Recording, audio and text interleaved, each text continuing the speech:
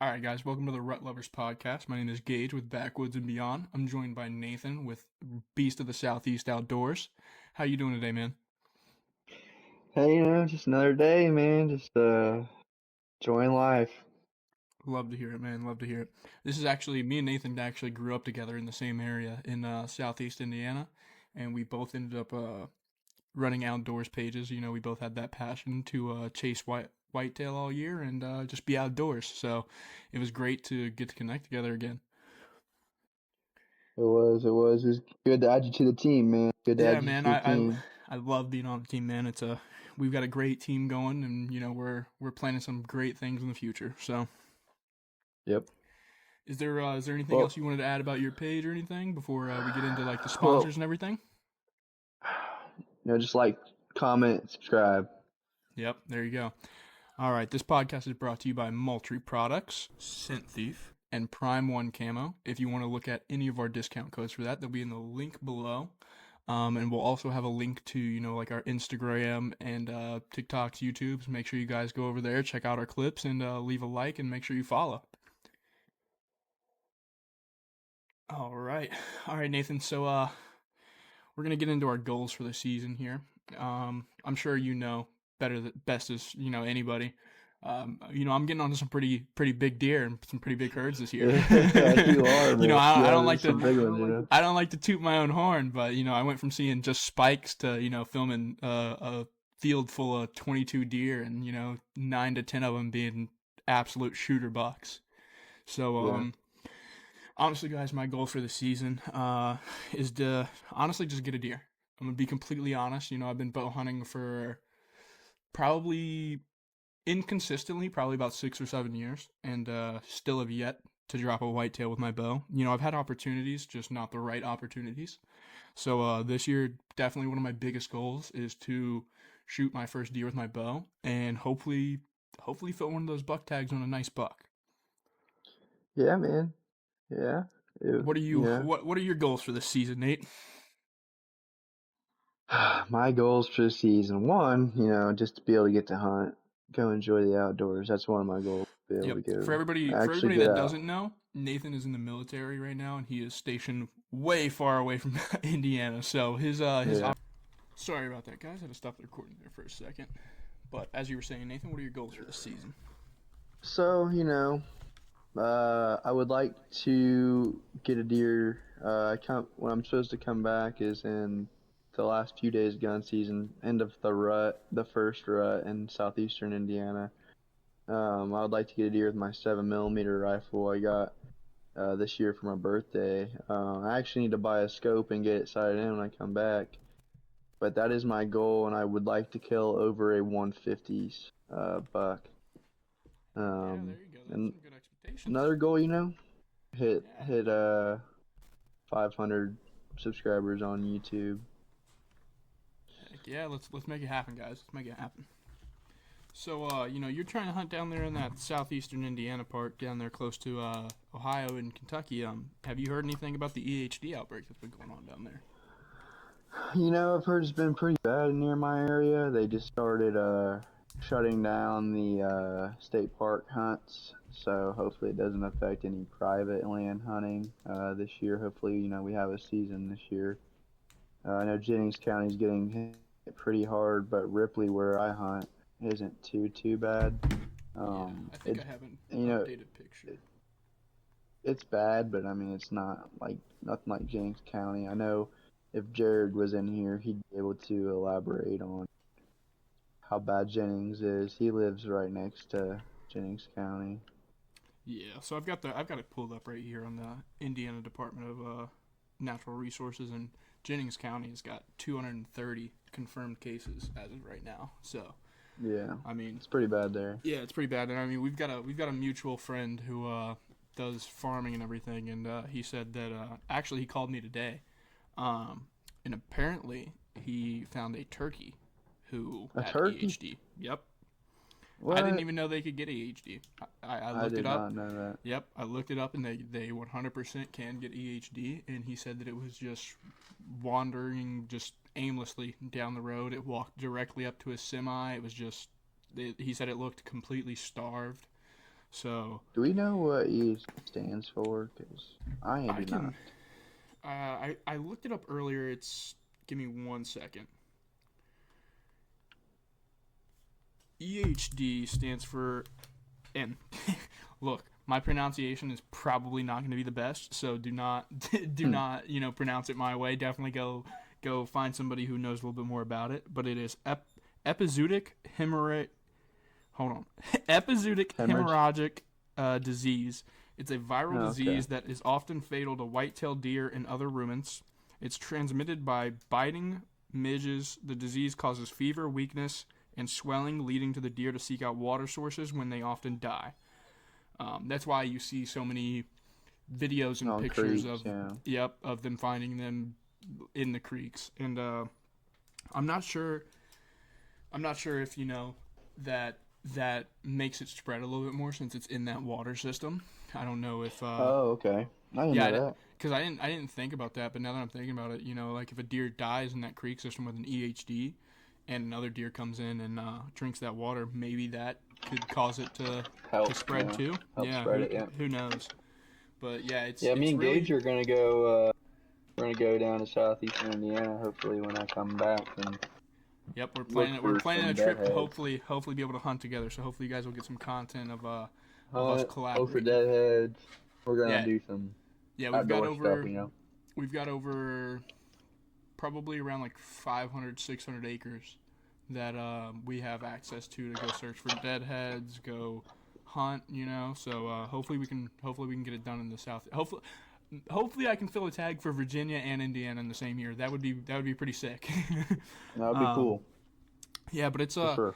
it's sad to see some of these just shooter bucks that people have been chasing for 3 4 years now get taken out by this disease. It really is pretty sad. Yeah. Um, but going on from that, another sad topic when it comes to giant deer is poaching. I mean, look at the Alexander buck that was shot 2023. I mean, that was a massive deer that was poached, and I mean Yeah. it's sad to see the it's sad to see him go in a way that doesn't give that animal the respect that it deserves. Because I mean, me and Nathan, we both believe, given that deer its respect and everything. So it is sad to see them go like that. I mean, that was a 200 plus inch deer that got poached, and from what I've read, it came down to the fact that he wanted to sell the head for money. Yep. I mean, that's pretty sad. It's crazy the things that people will do just They only served make 90, some. 90 days. Yep, it's crazy what some people will do for that fame and money, man. It's crazy. I mean, you've Yeah, you got had to the pay yep, you've got 43,000. yeah. I No. mean, you've got the Hollywood Cemetery buck that was over in my area because I mean that Alexander buck that was over near you guys. But over in my area, Yeah. not too far from me, probably 30 40 minutes. You had that Hollywood Cemetery buck that was poached, and I mean it turned out that he had poached multiple deer. So it really is sad to see that type of stuff and see the way that it goes down. What are some of your thoughts on it, man? Poaching sucks. Obviously, firsthand, I'd never do it. Um, but you know, just to take God's creation and it takes something that someone's been looking at for 3, 4, sometimes 5, 6 years. You got to be a pretty crappy person, and you got to have a pretty bad life to just go out there and steal a Yeah, deer like that. That caliber of a deer. I get it. It's a big deer. yeah, Totally get it. But yeah, and let's give it let's give it the respect it deserves as a yep, deer. First off, they deserve that respect to be taken. One, legally, and two, ethically. Like, yep. cause I hear people be shooting deer with freaking 22 rifles, man. That barely kills a squirrel, let alone a It 200-pound actually it's deer. kind of yeah it's kind of surprising to hear about that. I know that there's some states I think that allow it, um, and I know that there's some smaller deer species that you can use a 22 long rifle on, but me personally, I would never use that smaller caliber on that deer because at Yeah, the end of the day, that deer is gonna end up suffering, and that is yeah. as a hunter, that is not what we want. We want a nice, clean, ethical kill that is gonna dispatch that animal as quick as possible, and gonna serve that animal the respect that it deserves. Because at the end of the day, you know, it's it's sad, man. It's just like I was saying. It's sad, man. There were 100% people that knew about that Alexander buck and knew about that Hollywood Cemetery buck, and they didn't do that. They didn't go out there and poach that deer, and they held themselves back and gave that animal the respect it deserved. And to see those animals be taken in a disrespectful way, it really does. Not only does it give not only does it give hunters a bad name to people who don't really hunt or don't know the culture of hunting, but Yeah.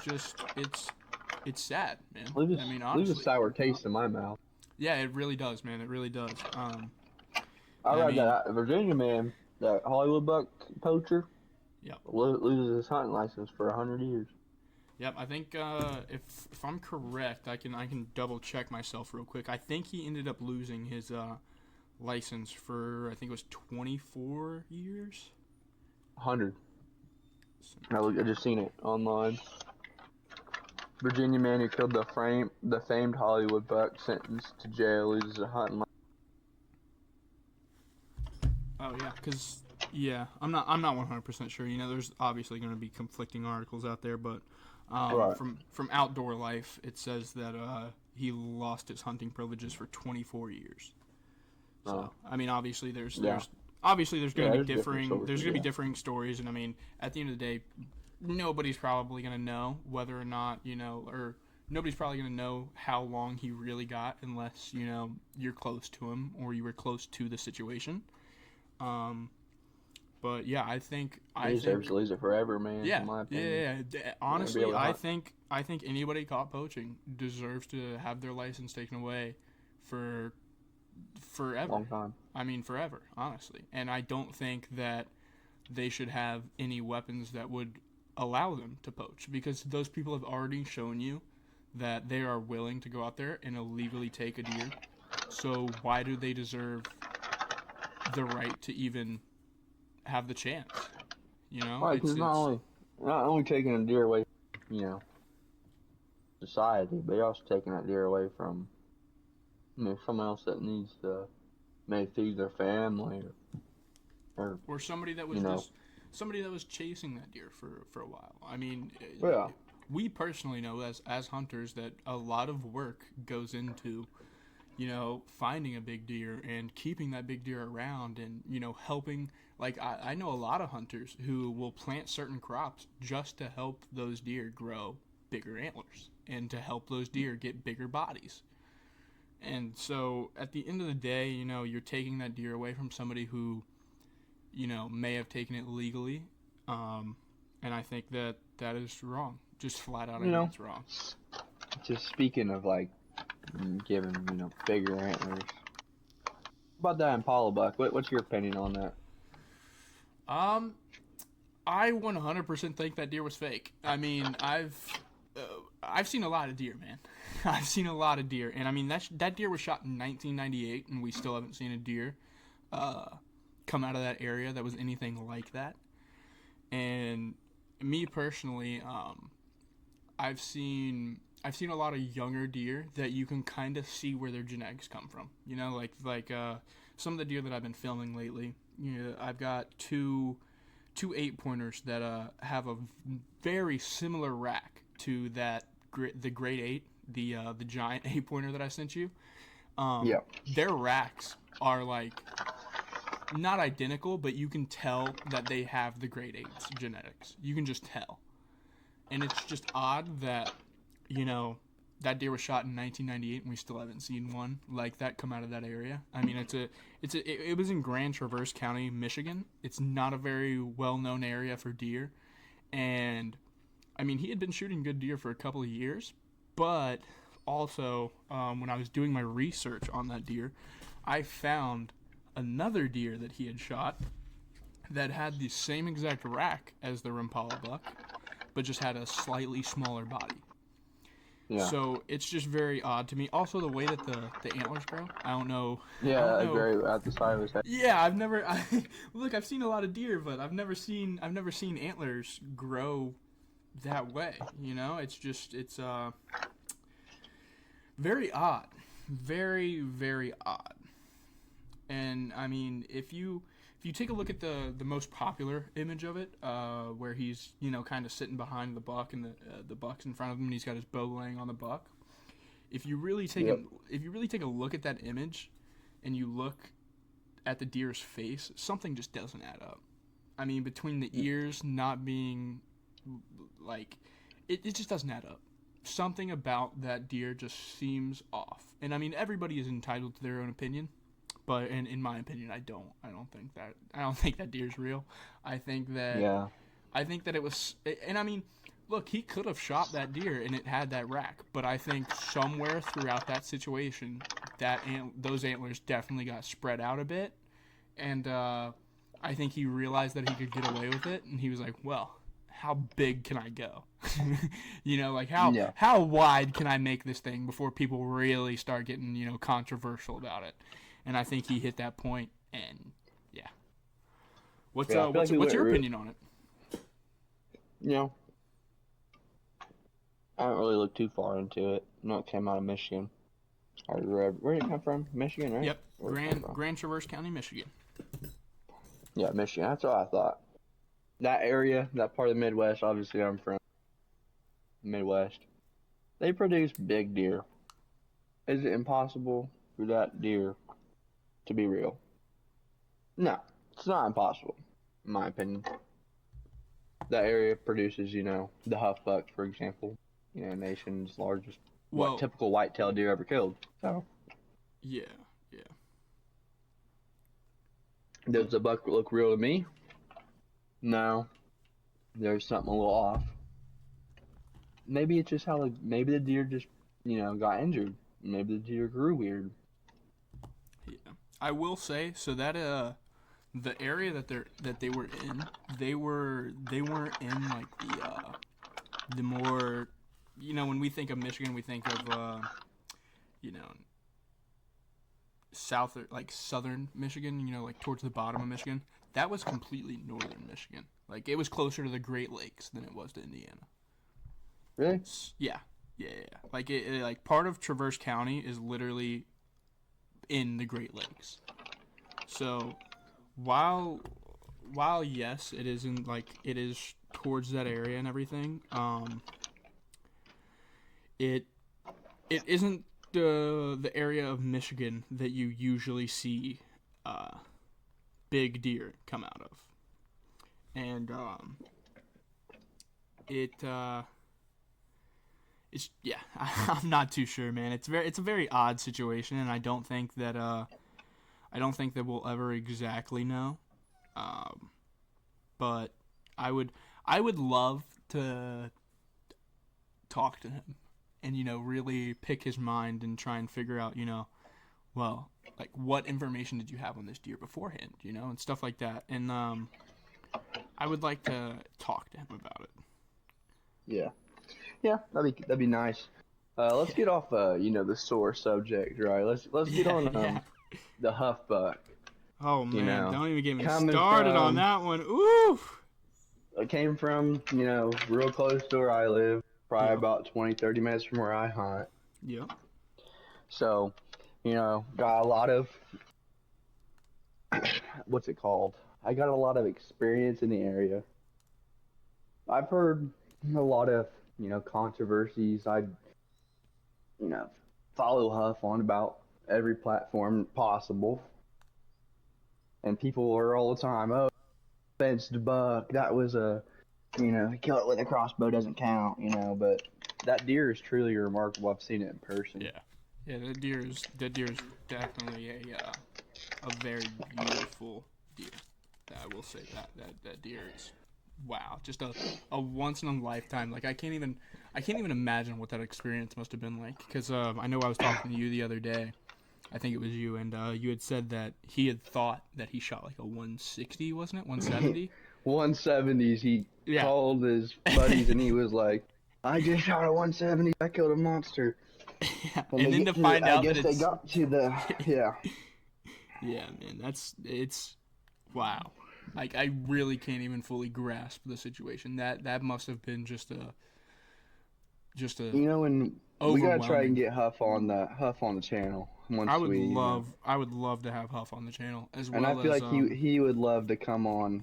We're also gonna try to get Austin Bond. yeah. He's a big K outdoors. We're gonna try to Y- get him on the channel. Yep. Uh, I was actually just about to talk about him. Yeah, definitely want to have Austin Bond on at some point too. He shot some really nice deer out of that area, and his I've personally hunted with him a few times, and I will say Austin Bond is a great guy, and he definitely deserves those giant deer that he gets. Yeah, and he just started with Braden Price. He's a pretty Yeah, well known yeah, YouTuber. And Braden just got a big deer a few yep, days ago. yep. And I seen that on his story. yeah, I'd love to get Braden on the channel too. To talk to him. Yeah, cause You know, I'd like to. he Yeah, shot some really good deer out of his area. And I mean, I haven't like you don't hear about too many big deer coming out of his part of the Carolinas. So he's definitely shot yeah, some really nice deer for his area, and I would love to talk with him about those experiences, man. I would too. There's a lot of guys when you get on the channel.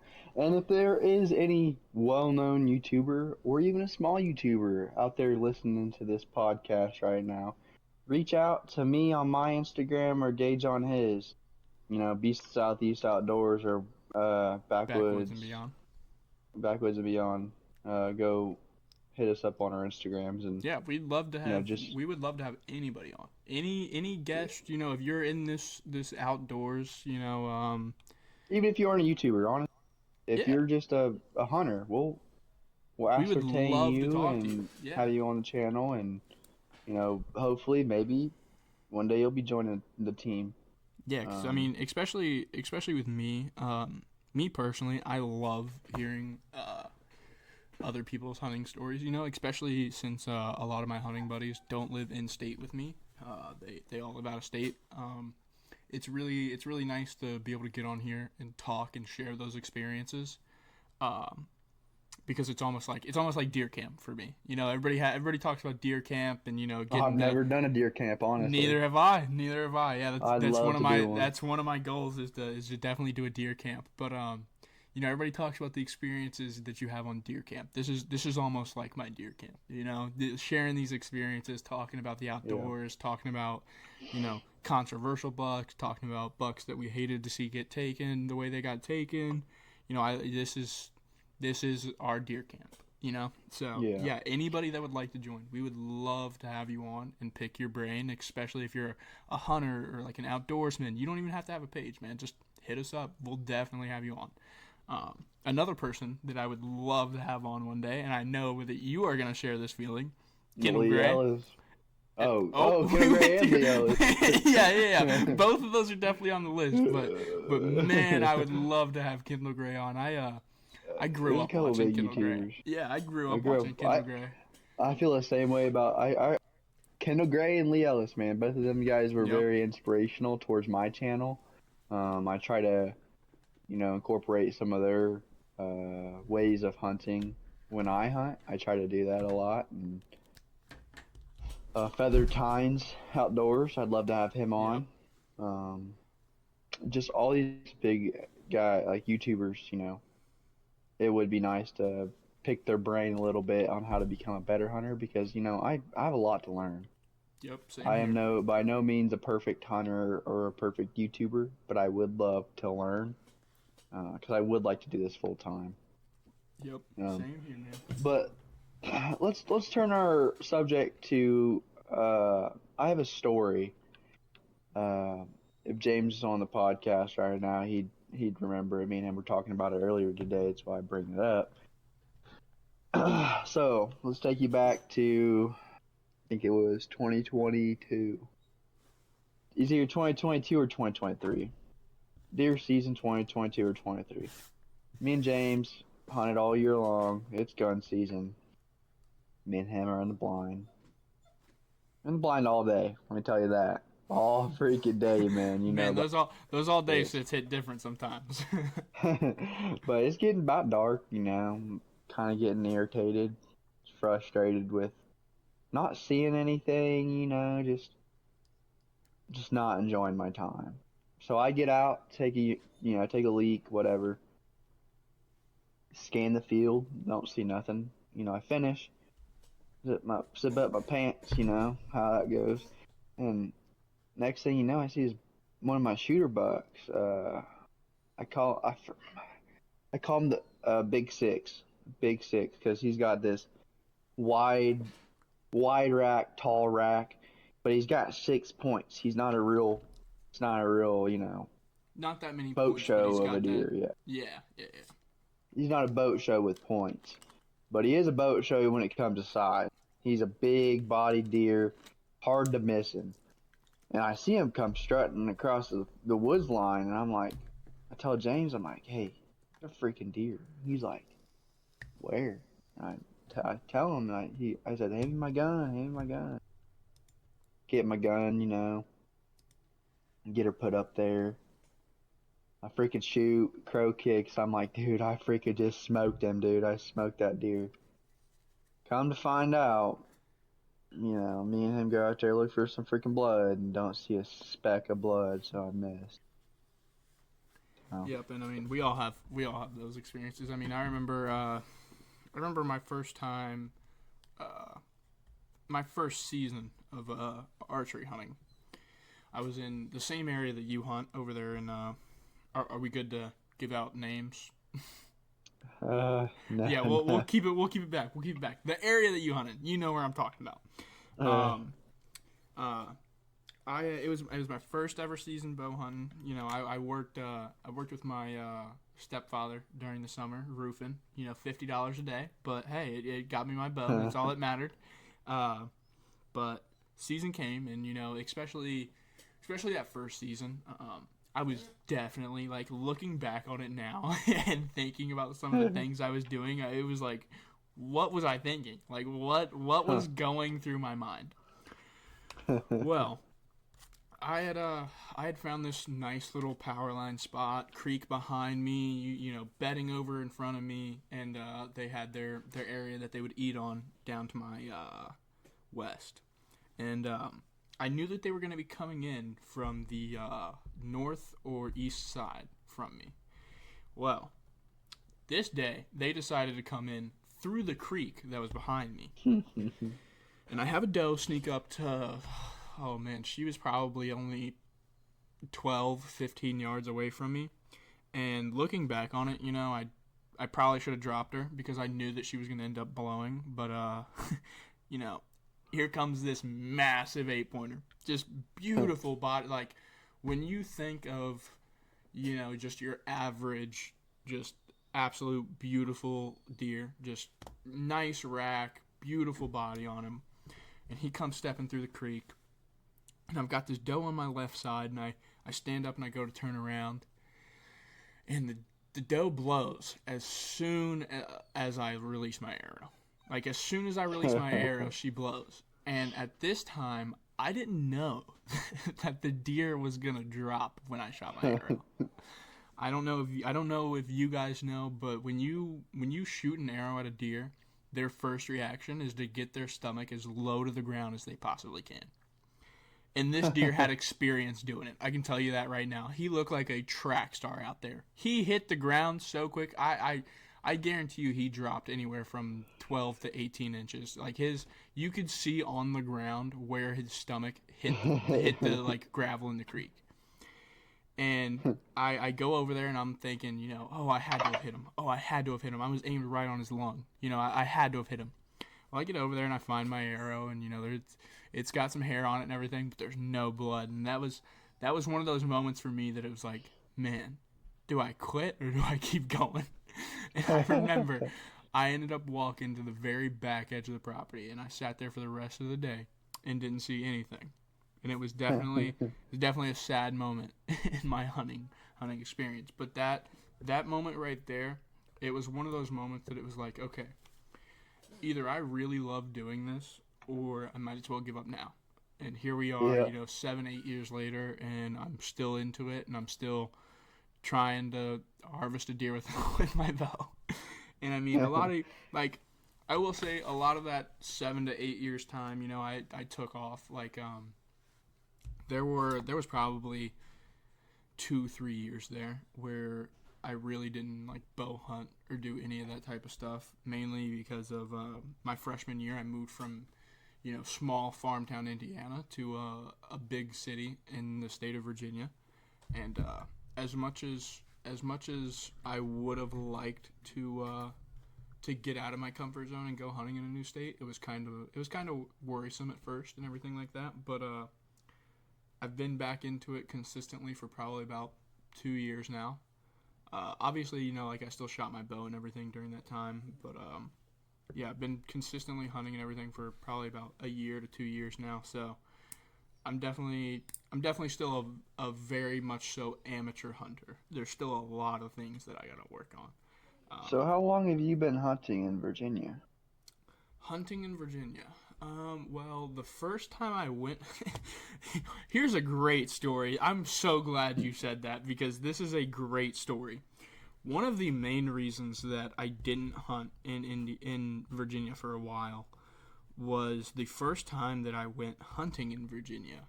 I didn't check the weather. I didn't check what time the sun was setting. I didn't check anything.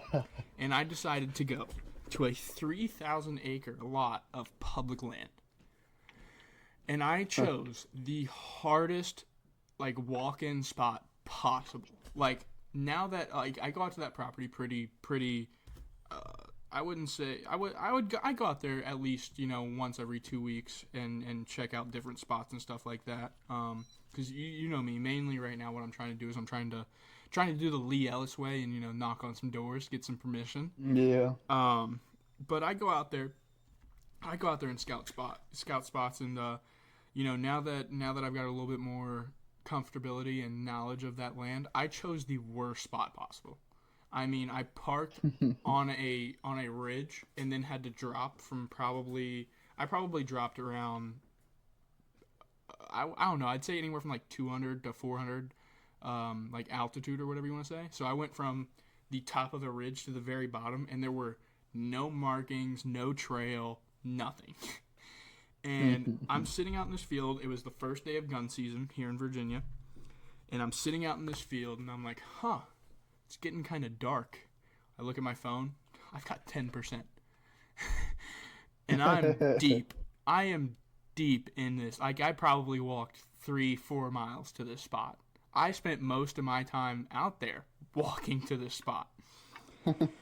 And so I'm like, oh, well, I better head back. And so I started walking back. And of course, I made the stupid decision of bringing my rechargeable flashlight, which I hadn't charged. And so I ended up having to use my phone for a flashlight. Well, I've only got 10% left, and I'm trying to run OnX and my flashlight to find out where I'm going.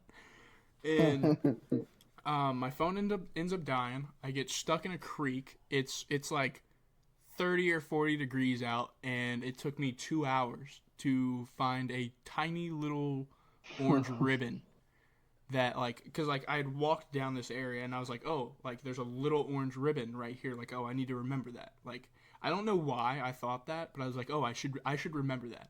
Like, I don't honestly, that's the one thing that saved me that day, so I'm glad I did. No idea why I did, but I was like, oh, I need to remember that little orange ribbon, because that little orange ribbon is probably 200 yards from the car. And so I searched for Wow. 2 hours for this orange ribbon, and I finally found this orange ribbon.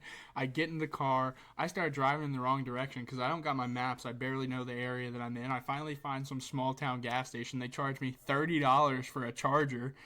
Yeah, it was not a very good experience on my first hunt in Virginia. So that definitely kind of deterred me a little bit from hunting in Virginia, especially because I was still young at the time. I was still in high school.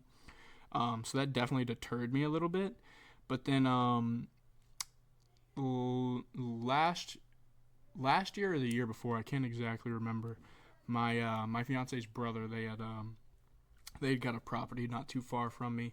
And he was like, hey, if you want to start hunting again, man, come out. Like, I don't hunt it. Nobody really hunts it. Come out. And so that's what kind of just, it was more so me just not wanting to get out of my comfort zone. That's the main reason that I didn't really do it. But so I would say I've probably been hunting in the area for, in total, maybe 2 years, maybe a little bit less. Um, Okay. but I mean, and you can see the results from this season. It's definitely I'm definitely figuring it out a little bit more. Yeah. It was definitely a challenge going from small farm town Indiana to a more city like area here in Virginia. I mean, I'm pretty close to Northern Virginia over here, so I'm pretty close to Okay. like DC and stuff like that. So it's definitely more of a city area. I mean, I went from a school in Indiana where you graduated with the same kids that you went to kindergarten with to Yeah. going to a school that had stairs in it because it was 2 stories. So Oh wow. yeah, it was definitely a change that I had to adjust to, and I think that was one of the main reasons that I took such a long break was kind of just trying to adjust to the area, get comfortable again, and then it was more so. And I mean, I've told this story to you, so like I'm more than happy to tell it, especially for if there's anybody that's going through the same type of situation that I was. I was very into drinking and doing some not so good things, and recently, this, I've finally gotten back in touch with the Lord and my religion and everything like that, and I mean, I definitely think that has really helped me make that step of really stepping out of my shell. I mean, Yeah. especially I went and especially I was never the person that would go up to somebody's property and knock on their door and ask for permission to hunt their property. That was just not that was not me. That was way too far out of my comfort zone. And I actually did my first door knock the other day, and it went amazing. So it's definitely I give it to the Lord, man. Honestly, at the end of the day, I put in the work, but he he saw that I needed him at that time, and he helped me through a very hard time. So if there's anybody out there that might be struggling with absolutely anything, even if it's your mental health or anything, just my biggest suggestion would be sit down. It doesn't have to be for very long, and just say a prayer. Just Yeah. whatever is on your mind. Just even if you don't even have to pray for anything, just talk. And I'm Just talk to telling God. you, He listens. yeah, having that connection and having that feeling that there's something greater, it has really changed my life, and it really has changed the way that I go about things. So I give it all to the man upstairs. Yeah.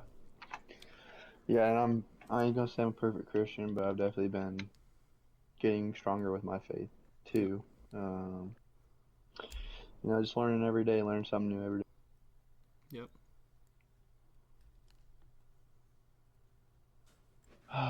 So, what do you want to turn our attention to? I was actually going to ask, so how long have you been hunting for? Give us some of your, backstory. What I think we should both talk about, what got us into this outdoors and, what really started our passion for it. Because I know that, especially from us reconnecting, and I mean, we talk every day now, Every like day. quite literally. So to give you guys more backstory on like our friendship and everything, me and Nathan like quite literally grew up together. Like I was saying, we went to a school that the same people you went to kindergarten with were the same people you graduated with, and I mean, I'm pretty sure we I'm went to preschool together. yeah, we did actually. Yeah, I was talking to my grandma about that the other day, and she was like, "Yeah, you guys went to the same preschool," and I was like, "Man, I can't even remember those days, but I feel like I remember something about that." I mean, we played rec league soccer together. Yeah, We quite literally we did weren't everything really together. yeah we quite literally grew up together. So for and I will say another thing, getting back to it a little bit. I know I already touched on it, but I think it was God's plan for this to happen as well, because it was, I mean, Nathan had been running an outdoors page for a little while. Shout out Beast of the Southeast. Make sure you go follow if you haven't already. He had been running a page for a while, and I one day I decided, I was like, you know what, I'm out here all the time. I'm outdoors doing stuff, and I was like, you know what, I'm gonna start a page. Didn't even know that he ran a page at the time. And one day I noticed that somebody had followed me, and it was Beast of the Southeast, and his logo's got the outline of Indiana and everything. And I'm like, oh, hold on, Ripley let me check County's this in it out. too, if you haven't noticed.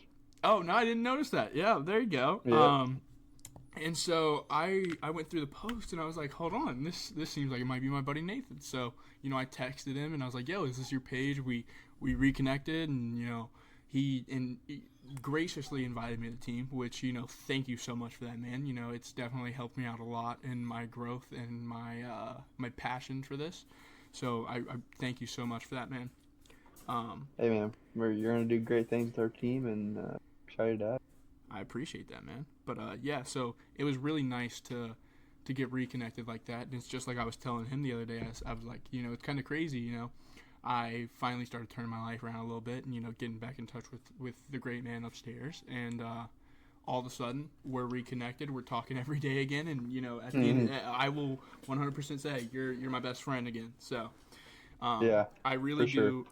I really do think that this the passion that we have for the outdoors and everything, I think it is much greater than a lot of things that I have. It's great. So I will It's say greater. It's that greater than us for sure. Greater than exactly, and ourselves, it's it's much bigger than us too. Like Yeah.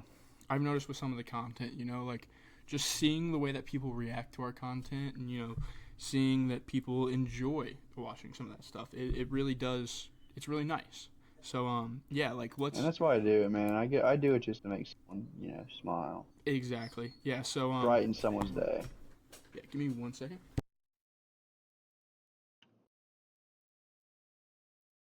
Um, yeah, back to it.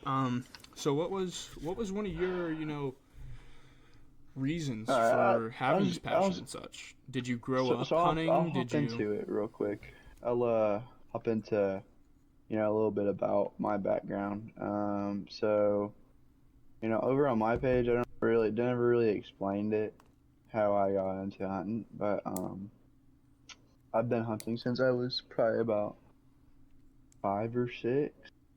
I'd like to say, and I'm 22 now, so 16 years. I've been, doing this. I've had this passion. Um, Started hunting with one of my mom's friends. He took me to his house, and he taught me how to shoot a gun. Started out on a 20 gauge H&R. Um, you can switch the barrels and everything else on them, and I sold that gun, but I did have that gun for a long time. um, but I started there. I didn't kill my first deer until I was 15, so it took me 9 years. Trust me, guys, it can take you a long time to kill your first deer. Yeah, and I think Um, that's one thing uh, that a lot of people miss, especially with social media and everything nowadays. Guys, you do not have to, your very first time getting out there. You don't have Killing to to. kill a deer. You don't have to kill a deer. It is all about just getting that start and getting your foot into the door. Yeah, for sure. And yeah. So then I hunted with him, Steve, for a while. I did see a lot of deer. I just was really scared to pull the trigger. And then I met up with the guy that I did made the channel, the Beast Southeast channel with Landcomber. We met up, and he took me out to his place, and I was hunting right next to there, actually, at my neighbor's house for a while until I quit hunting there and just started hunting primarily with Landon on his land. And we actually doubled up, and I got my first doe, and he killed his first doe, but he had killed like a few deer before that. And yeah, that's when I killed my first deer, and I shot it with a 12 gauge shotgun at like 200 yards, and it was crazy. And then after that, um, the next year, I didn't kill anything actually the next year. And then the year after that, I killed my first deer with a bow. It was a buck, killed at 20 yards. And then I killed a doe later on in that season. And then, yeah, I think I've killed 2 more deer after that. I've gotten my cousin a couple deer. Looking to get one of their team members, Justin, looking to get him a deer this year. And Yeah, I'm trying to buy some land on my own actually, and get a house with my wife. So that'll be fun. Yeah, that's And then awesome. yeah, that's pretty much a little background about myself, how I got into it. Yeah. You know, I I've got somewhat of a similar story, but I kind of uh, I wouldn't say grew up in a hunting type of household. You know, my dad he hunted he hunted sometimes. He wasn't like a I wouldn't say he was like a habitual hunter or anything like that. You know, he'd hunt when he had the chance or anything like that. Mm. But we my his mom, my grandma, had land in Kentucky that we always used to hunt in the more mountainy area of Kentucky and everything. And I will say that my dad definitely he got me into it somewhat, but my main passion 100% comes from my uncle Justin. My uncle Justin was a heck of a hunter, man, just a heck of a hunter. I mean, he there for a while. If you wanted to know if it was deer season and you couldn't find him, it was because he was in the woods. I mean, just flat out, like you would not be able to reach that man for weeks at a time. Um, and he was so into it that he got into the tanning their skins and doing all that type of stuff. Like I know Yeah. where he lives at in Kentucky now. He has a connection with it's either a Kentucky state police officer or a county officer, and whenever they have an accident with a deer, if it's a nice buck, they'll call him and ask him if he wants it. So, yeah, he's definitely he. That's mainly where I got my passion from. Like I can remember those mornings of because I lived in Indiana at the time, and I'd go up to my mom, it's hunting season. Uncle Justin invited me to go hunting. Can I go to Uncle Justin's for the weekend? And man, I'd be so excited to go meet up with my Uncle Justin, and he'd wake me up like 4 o'clock in the morning, 3, 4 o'clock in the morning. Come on, we gotta go. And we'd drive out there to my nana's farm, and we'd go out there and just sit, man, just sit. And You I guys still remember, own that property? yeah, we still own that property right now, yeah. But we'd go out there and we'd sit for hours at a time, and I'd watch him just slaughter deer, man. I mean, he tagged out every season, I swear. And he was one of those hunters that he waited for the right opportunity on the right buck. Like there were definitely some times where cause I've I've killed a doe before, but I still haven't killed a buck.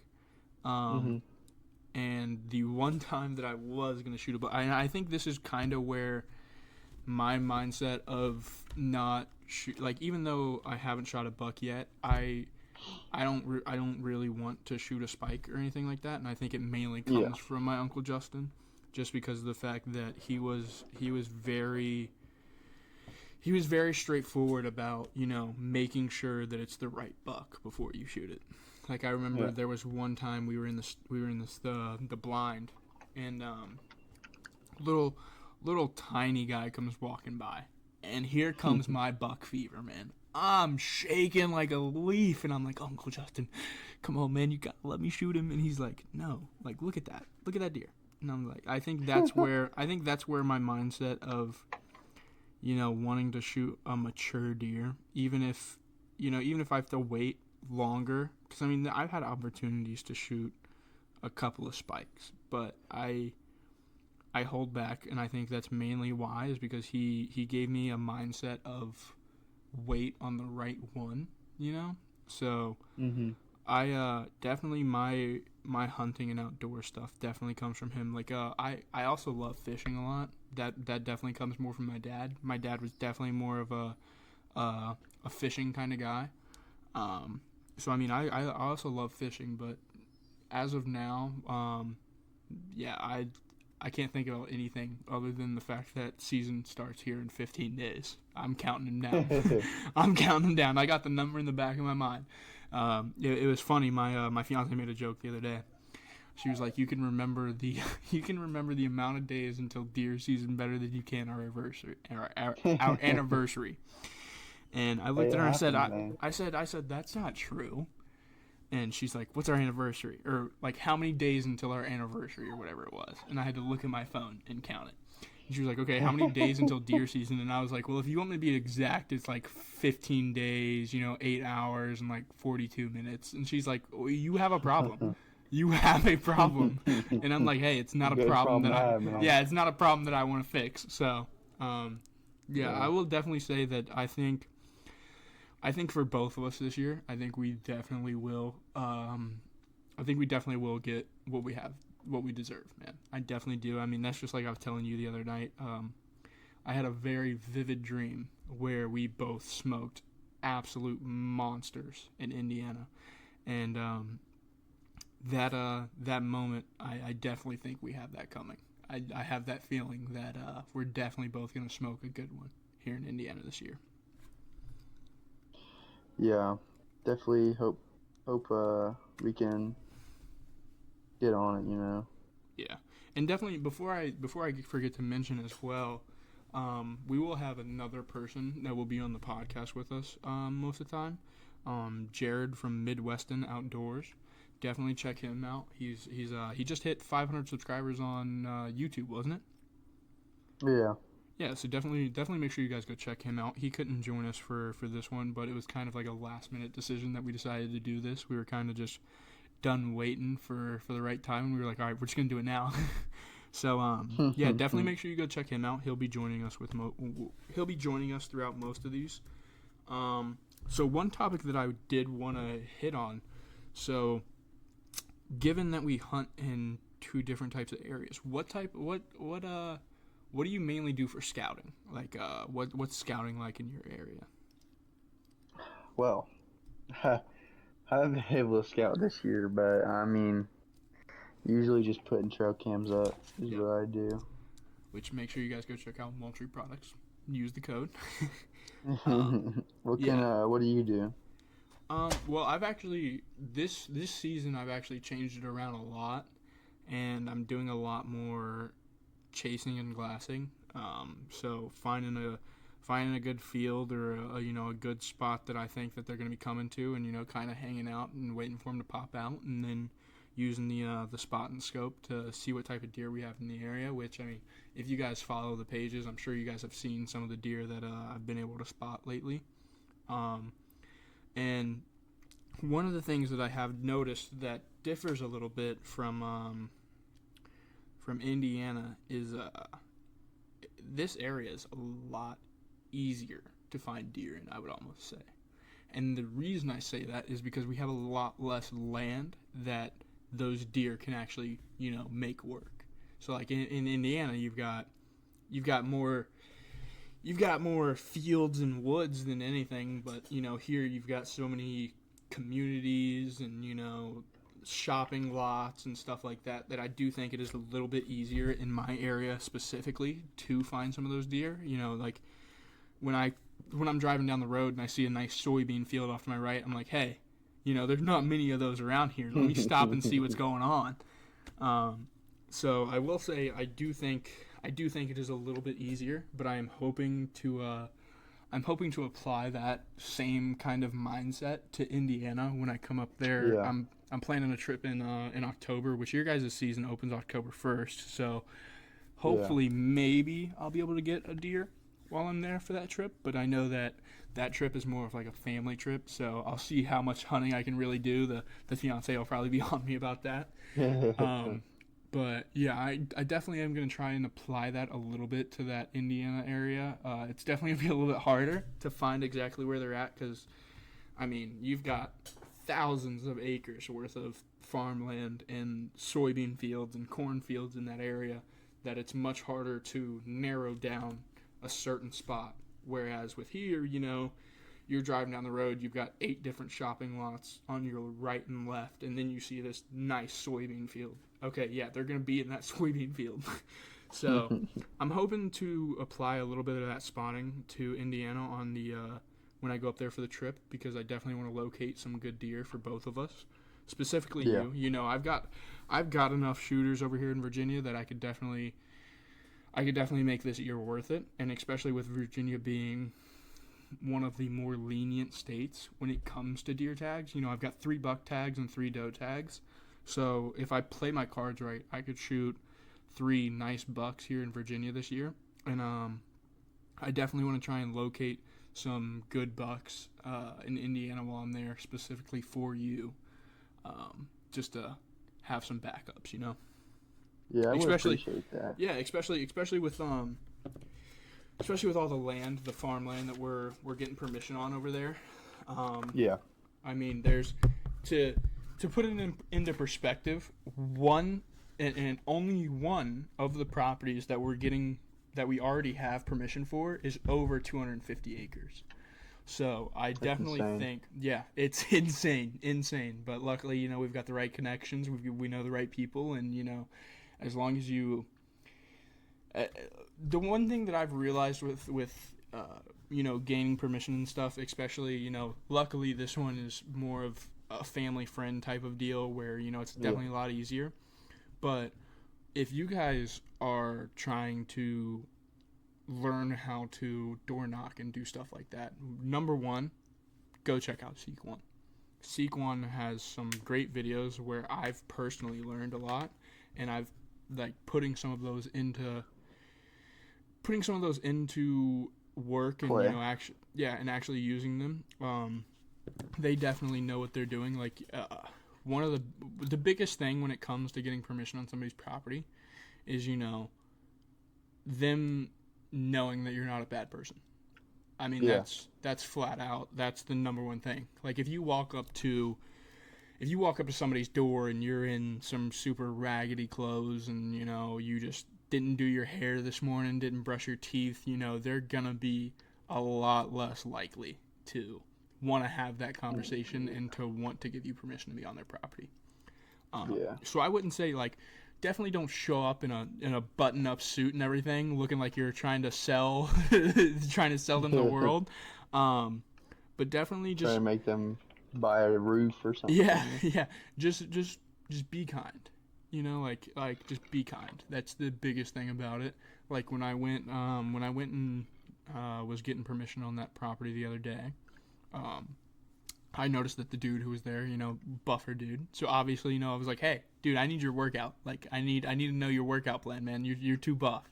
And that immediately took that wall down that he had, because you could definitely tell that before that he kind of was on guard, you know, didn't want to step out from behind the door.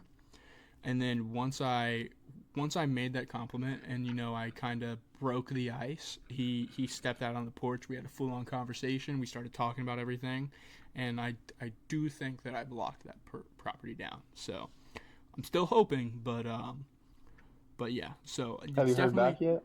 not yet. But Okay. it's definitely just be kind. Like just be a good person. So what what type of shooters do you have on camera this year?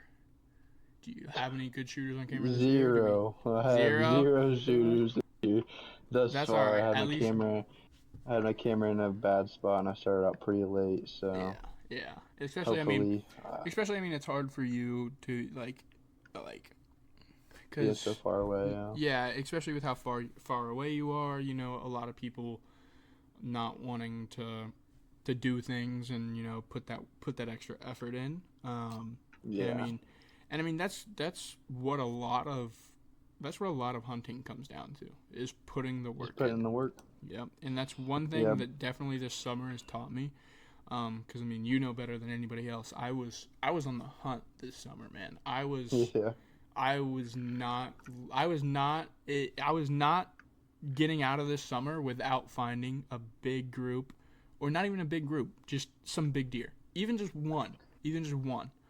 And you know, that work is paid off now, and I've honestly, I don't even remember the number of how many, you know, good shooter deer that are probably over 140, 150 I've filmed. I would Yeah. say And I would for say at sure, this point it's probably double digits. I'm lucky that James went and took the camera out Yeah, there. yeah, Freaking helped out a little bit. Yeah, it's definitely nice, especially for you since you're so far away. It's definitely nice for you to have that extra bit of help. Yeah, and hopefully, after a few days sitting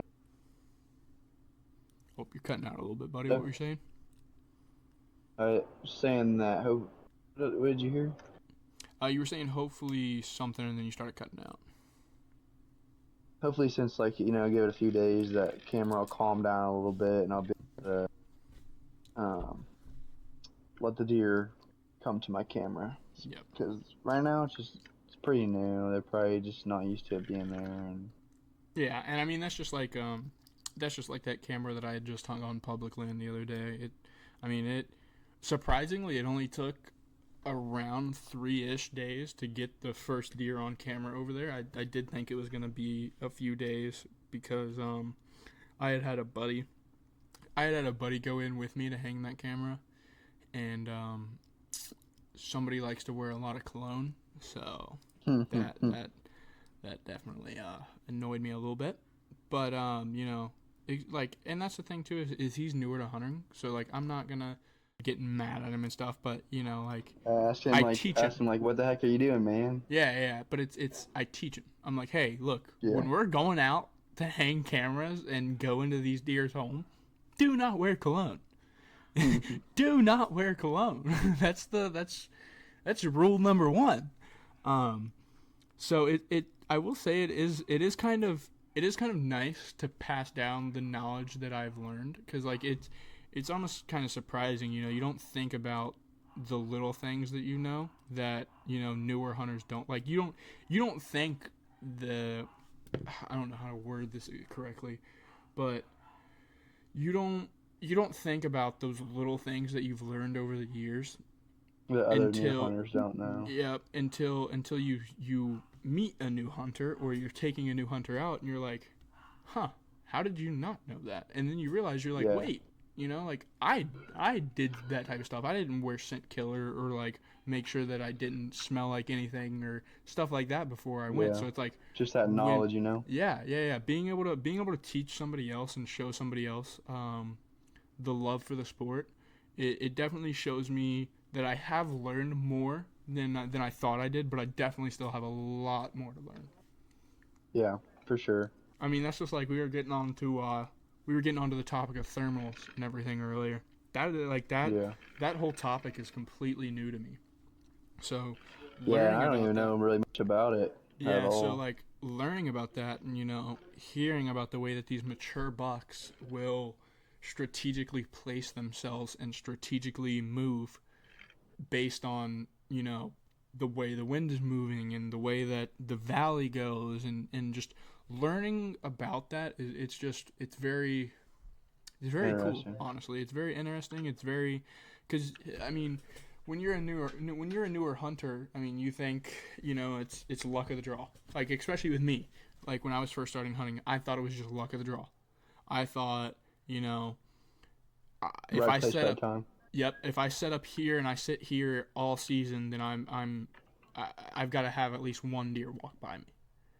But Yeah. at the end of the day, that's not how it works. Like there's a lot that goes into it, and for any newer hunters out there who might be tuning into the podcast, definitely one of the things that I suggest is check out the hunting public and check out some of their deer hunting tips videos and stuff like that. They have really helped me learn a lot about deer movement and the way that these mature bucks will act during different times of the year and everything like that. So I highly suggest just getting into more of the knowledge part of it. Yeah.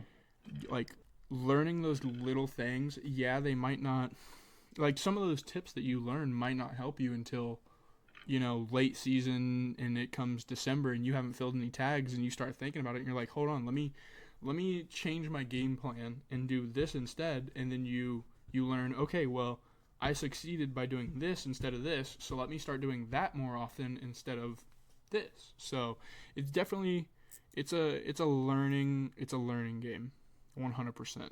Hunting is definitely a bunch of learning. Yeah, So, it 100% is a bunch of learning, and I will say that like You're gonna make mistakes. Yeah, 100%. You're gonna make 100%. You're mistakes. gonna make mistakes, but I will say, definitely put in that time and effort, because at the end of the day, it really does come down to, especially with hunting, it comes down to you. And it comes down to whether or not you're willing to put in that work, So, and whether or not yep. you're willing to learn what these deer are doing. So definitely, especially for newer hunters. I mean, like, you can hunt anywhere. I mean, most states have public land that you can go hunt on. Obviously, there's certain times of the year and everything that you can do it, but definitely try it. Experience it one time. If it's not something that you're into, then it's not something you're into, but definitely just go out there and just, like, I will say, one of the greatest things every year when it comes to hunting season is walking into the woods. It's completely pitch black, getting up in the stand and watching the sunrise, listening to the birds wake up, watching Yep. watching everything around you wake up. It is one of the most, Rewarding. It's yeah. rewarding. I think that right there is as close to God as you can get without actually meeting him. I would Like, say, just yeah, for just sure. experiencing all of that, it really is. It's a wonderful It's awesome. experience. Yeah. Were there any more Well, topics that you wanted to hit, man? I think that's it for me. I mean, I think Yeah, it's I a mean, good first podcast. we've got our first podcast was going to be over an hour long, so I think we got a pretty good amount of content, man. Yeah. Hello, viewers. Again, make sure to check out link in the bio and NB Southeast Instagram bio. You're gonna see all our links to all the companies, all our sponsors. So Yep. go And check again, them out. shout out to Maltry Products. Shout out to Prime One Camo and Scent And Eliminator. Scent Thief. Or Scent Thief. Scent Thief. Sorry about that. Scent Thief.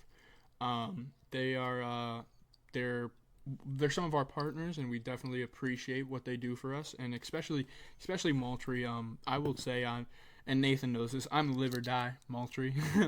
Honestly, like, I'm live or die Moultrie.